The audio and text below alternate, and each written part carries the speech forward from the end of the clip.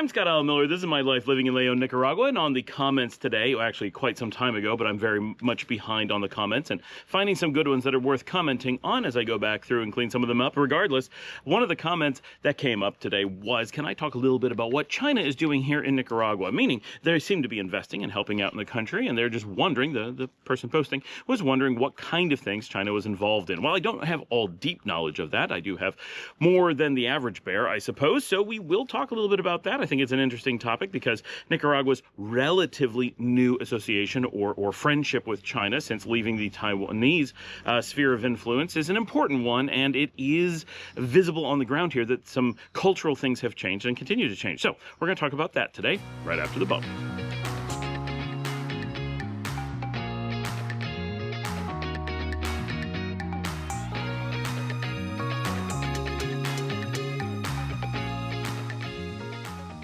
My dog has her coconut. It's her favorite thing. Days in the garden with her daddy and a coconut and little ones running around. So China has been doing more and more with Nicaragua, as is expected. We have a lot of cultural things in common, a lot of importance because we share the Pacific Rim waterways.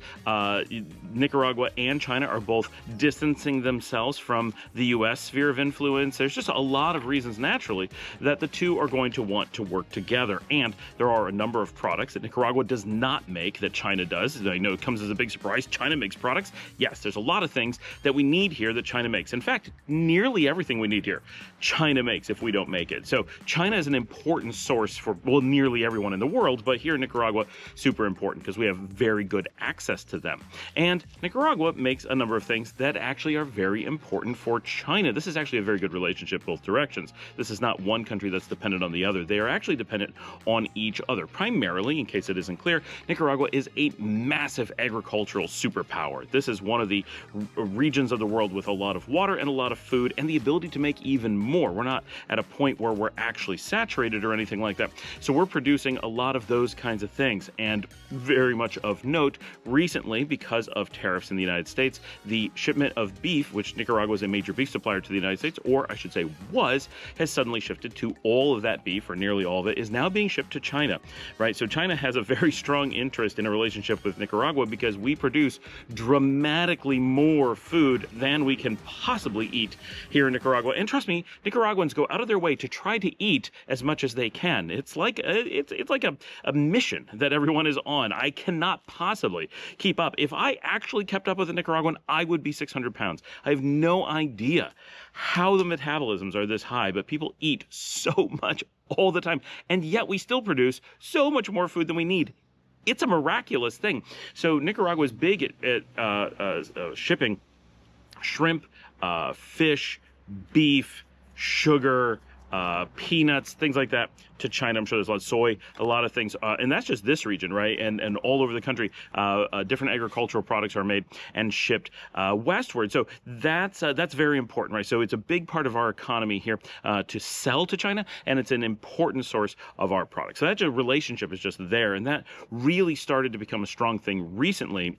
In previous years, like when I lived here 10 years ago, 2015, the relationship was very, very much one with Taiwan. Taiwan had gone very strongly out of their way to associate with Nicaragua and many countries in the region. That had been a very good relationship. There's many buildings around the country that were built by the government of Taiwan, by the people of Taiwan. And over time, though, Taiwan just doesn't have the resources that Nicaragua needs in a lot of cases. And the Taiwanese relationship with the United States, of course, has always been a strain for Nicaragua to come to terms with. And so over time, all of Central America made the cultural move to associate with China. This is about 5 to 10 years ago is kind of the range. So this, as part of a move in the region and as an individual sovereign nation, this change has happened. So the relationship with China is a relatively new one. And that's what brings it into sharp relief when we're having this discussion, that this isn't a long-term close relationship that we're just wondering what status it is currently. What we're really witnessing is a relatively new political alignment where these two countries who have so much that they can really have a symbiotic situation with each other building a relatively new relationship and figuring out how they're going to interact and figuring out where their best opportunities lie. So that's why this is so interesting and why you're seeing this sudden discussion of China with Nicaragua, because there is actually a major change politically that is changing everything about the dynamic of Nicaragua's place within the Pacific Rim economic system, right? Okay, so and none of that, absolutely none of it in any way has anything to do with some fake American propaganda canal deal. Okay, let's get that out of the way right now. Whoever told you that, they're selling you a bridge in Arizona. Okay, waterfront in Arizona. Anyway, so what's going on? What is really going on? What's the real thing? So first of all, what China is doing, and this is completely non-political or minorly political, this is simply commercial, is that brand new shipping lanes, which are not like real things, right? It's just a path through the ocean. You don't actually like build a big bridge or anything, right? In case people are picturing something more than it is. The shipping lane through the Pacific has now been established between the port of Corinto, which is just over there, about 30 minutes, over to Shanghai, which is just over there about 30 days. And so we now don't have to have products that are coming from Asia go through the port of Long Beach in the United States. Now, it's not a big deal to go through the port of Long Beach, but it does add several days to the journey, and time adds problems for perishable products, food heading west, and adds just some cost in general to the extra time at sea, the extra everything, right, to bringing things in. So by having a direct path, we have, one, a little bit more sovereignty. There's absolutely no one who can step in and say, no, we're not going to let that ship through, or we're going to charge for that. Not that they were charging, not that there was a tariff for a pass-through, but they could have, right? It's just a fear. And so all of that is taken away. Now the two countries are able to work directly, which is mostly a volume factor, not a political one. And so that's lowering our cost and increasing the speed at which we're able to ship and receive products. That's a big deal. That alone is the impetus for a lot of changes here in the country. The second big thing that is happening beyond just this relationship and an easy process for import and export, right? That's basically what we're seeing going on, and everything else is kind of this just natural aspect of an easing of import-export controls to specifically make it an encouragement. Nicaragua would prefer, and they're going to make it easier if you as a producer in Nicaragua want to ship to China, and China is going to make it easier. They would prefer if you could find buyers in Nicaragua, right? Both countries put each other at the top of the list, not necessarily the absolute top in China's case. They'll be like, yeah, Nicaragua, they're an important partner, but they're a tiny one, right? They have to be realistic. But for Nicaragua, China is, what, we have a deal with China. This is amazing, right? So it's a whole new place for Nicaragua in the ecosystem. This dog is going crazy with her coconut. I hope you guys can hear her ripping this up. She's so funny. It's her favorite. And so what you're seeing is because of the ease at which and the low cost at which we're able to get products to and from China, things are changing simply because of that. So one of the things that is changing because of that is a massive amount of investment in Nicaragua from Chinese investors, banks, individuals, whatever, companies, manufacturers who want to sell their goods in Nicaragua. Well, what they're finding is that previously it was impractical. They could put a huge investment into Nicaragua and sell nothing, and you just can't afford to do that. But now what they're finding, if you own a factory in China and say you make umbrellas, right? That's something rains a lot here. So if you want to sell umbrellas in Nicaragua, what you're able to do is you set up your factory in China that's already making umbrellas, right? No one's going to make umbrellas just for Nicaragua, and you then set up a store for umbrellas in Nicaragua, which costs very little to do, right? We don't have big competitors for umbrellas. If you're going to be the umbrella supplier, you have a really good chance of locking up the market. And then you ship them in huge quantities on these ships direct at very low cost. And then you probably ship 1 or 2 or 20 of your own employees over who are going to directly oversee the whole setup and the process. So you're increasing in Nicaragua, you're sending some expats to live there, and then you're going to create some jobs, and you're going to sell these umbrellas. And you have the situation where you own the store in Nicaragua, so you might make a tiny bit on that, tiny itty bitty, but the real money is that they own the factory. They're making the money by having more to sell, right? They don't need to make money in the store in Nicaragua per se, because they can make the money on the actual product. And so because they have vertical integration for the first time, because they're able, this deal makes it possible to have that vertical integration because they're producing those products, they have real opportunities. Of course, Nicaraguans can go to China and do the same thing. In theory, it's just because of who's manufacturing, who's got the deeper pockets, it tends to work in this way. But both countries generally benefit from this, right? So a lot more products are available in Nicaragua, and often at lower prices. Now, does that put some pressure on the Nicaraguan economy, where something like whoever was selling umbrellas before may now have competition? Yes, there are shifts that need to happen, but with like most advancement, it's like AI. Well, we're taking away these jobs that actually weren't producing anything, right? Well, those people aren't out of work. They just have to shift to a different job that's more meaningful, and AI will do work for them. Not really AI, just automation. And now we find those jobs that we can automate. Now we can get more value out of those humans and put them into something that's more rewarding. Everybody wins if it's done correctly. So we don't actually see this as necessarily a negative, but people who are directly impacted by it, of course, report it as a negative, but we never get a follow-up as to, did you move on and make a change and find success doing something else? Or was this the only career path you had, selling umbrellas, and when you couldn't sell them anymore, that was the end and you're now out of work? Is that really the case? And are we, how do we feel about that? Because should we be paying extra for umbrellas for everybody in society to keep someone selling umbrellas who otherwise is unable or possibly unwilling to do something else, right?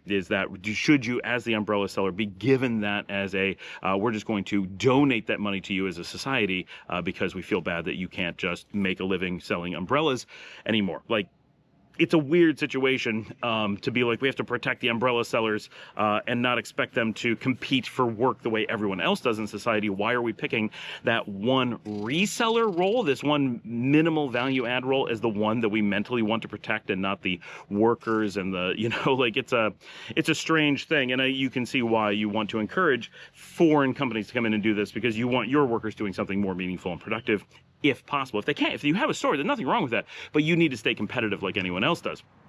It shouldn't be a donation from the very poor people in your community trying to keep you propped up just because they feel that you, being a little bit richer than everyone else, shouldn't have to go to work, right? It gets into a weird spot because you own a store, because you get to work for yourself. You don't have to be an employee by someone, right? People are like, no, you need to compete a little bit. Like, come on. Okay, so that's one thing. There's this huge commercial thing going on. And of course, because they're sending expats to help with this process, that's encouraging the economy a little bit. People are buying or renting some amount of real estate. We're seeing a little bit of real estate protection from that. We're still in a negative position, but it's helping stem the tide. Now, more importantly, or what people are more interested in, is what is going on beyond the commercial interest, beyond just a better ease of selling and buying things and some investment in that way by banks and individuals. Well, so the bigger thing, the thing that gets people really interested, is that China has this infamous Belts and Roads program, which is basically China makes all the equipment for making roads and trains and things like that, and they have the expertise for making those things, and they sell trains and things like that, and big trucks. And so because of those things, the government also wants to have the ability to ship their products around the world, right? China has a very strong interest in every aspect, again, vertical integration, but at the government level rather than the business level, in having good belts and roads, meaning highways and trains and stuff like that around the world, because the more connected and the more advanced and the more functional the world economy is, the more China benefits. China's on a scale where all they need to succeed is the world to do well, right? The United States works on the general premises that they succeed when the world fails. So they're always interested in disrupting foreign economies because they're working from a relative wealth perspective. They don't want the world to be wealthy. They want the U.S. to be wealthy in relation to the rest of the world.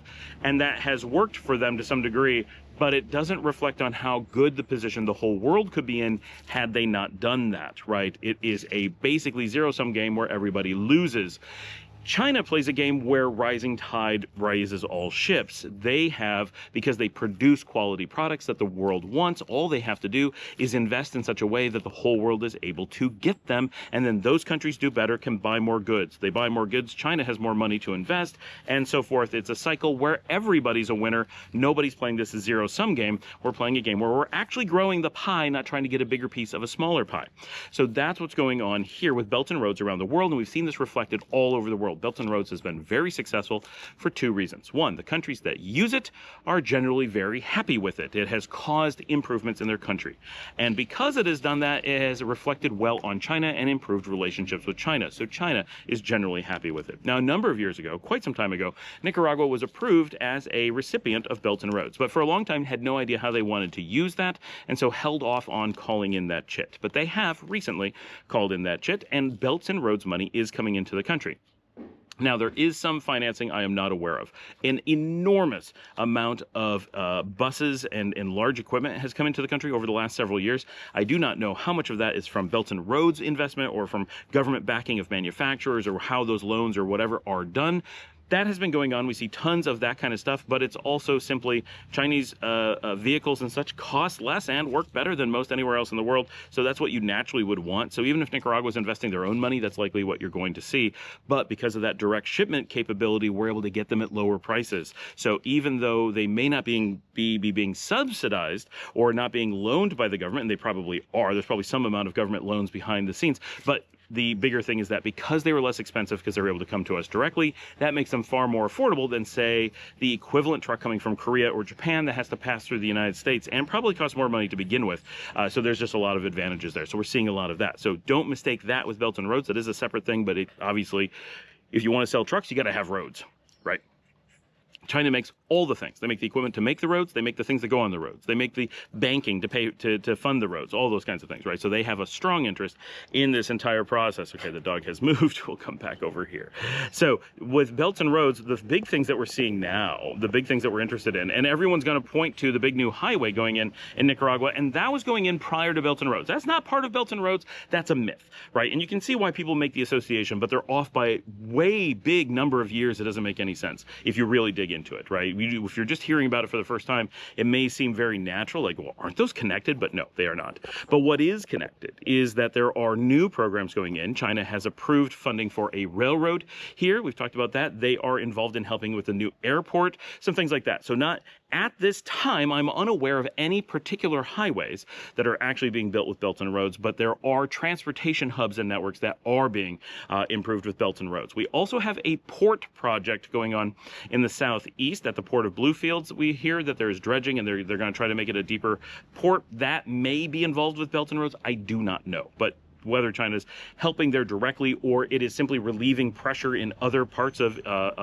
infrastructure investments and freeing up funds, right? So if Nicaragua doesn't have to pay for the train that they need, then they're free to go pay for a port that they need, right? Because Nicaragua is also growing economically and has money to put into these kinds of projects and has been doing so since quite a bit before Belts and Roads. When I was here 10 years ago, some of these projects were underway. In the few years after that, they really stepped up, and especially when they shifted off of tourism into infrastructure investment, this stuff just took off, and you see it in the country, that the country is advancing really quickly because of this infrastructure investment.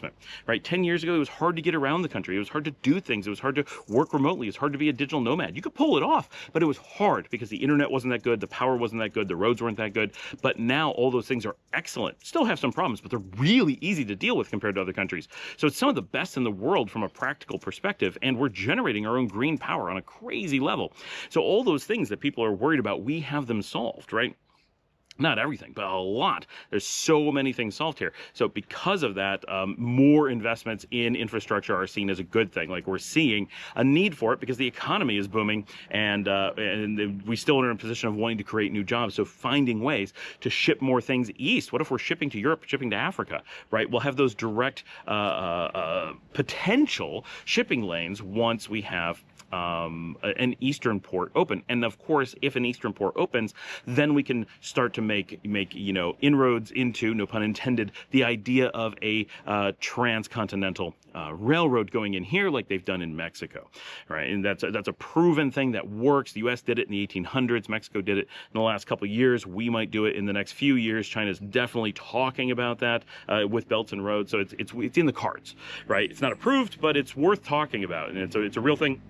And it makes actual sense for a lot of reasons. So that's pretty much where we're seeing China here in the country at this time. It's a friendly relationship. The channels of communications are open. We're open for business. You're seeing two countries that are doing really well economically, working together in a very natural fashion. It just seems like something crazy is going on because of this change off of the Taiwanese sphere of influence into the Chinese one, and the natural reaction of the improved potential for commerce that comes with that, plus in the very recent, this Belts and Roads thing. Beyond that, we're not actually seeing that much involvement from China here. Most of what we hear is North Americans who naturally react in a scared way to any bit of countries outside the U.S. doing well without the U.S. being directly involved or having control of it. And so there's fear simply because we're doing well, right? So you hear a lot about this Chinese investment and all this fear about what it could mean. There's nothing to fear here. It's a purely positive thing, I think, on both sides of the Pacific, right? Nicaragua is thriving because it needs that additional investment and access to Chinese resources and equipment. And China is thrilled because it needs access to Nicaraguan food, and especially because, like Nicaragua is no longer shipping food to the U.S., China is no longer buying food from the U.S., right? So China needs more food because they're cutting off one of their largest food suppliers, and Nicaragua needs outlets for their food because they're cutting off one of their largest food consumers, their largest food consumer. So that relationship change, very important for everyone. But you're just seeing very natural things that are working in a very positive way. So we're seeing great reactions here, but I think it's all much more minor than you actually perceive it as. Most likely, people just talk about it a lot, especially in the expat communities. Nicaraguans have a tendency to only talk about it in terms of, wow, there's lots of these little Chinese-owned stores everywhere, like there is in the rest of the world. We're just catching up. We've been lacking those. If you go to Europe, they're everywhere. It's completely normal. No one thinks it's weird. No one thinks that something's happening. It's just Nicaragua was lacking those, had none, and now it's catching up really quickly. And of course, because it's catching up, they haven't figured out which ones are going to make it, which ones are not yet. So we're going to see a whole bunch open, and then we're going to see a contraction, I guarantee, because there's going to be too many. And then there'll be a natural adjustment over time, as there is with any economic change, and we'll find a happy medium that makes sense. Thank you for joining me. Thank you for the question. Like and subscribe. If you'd like to help support the channel, you know what to do. You can buy me a coffee. The link is on the screen, all that stuff. Show notes have tons of info for you. Send in your questions, whether it's by video or go in the comments and ask a question there. Leave a comment, watch another video, share on social media, all that stuff. Do what you can to promote the show. I really appreciate it. Thank you so much. I will see all of you tomorrow.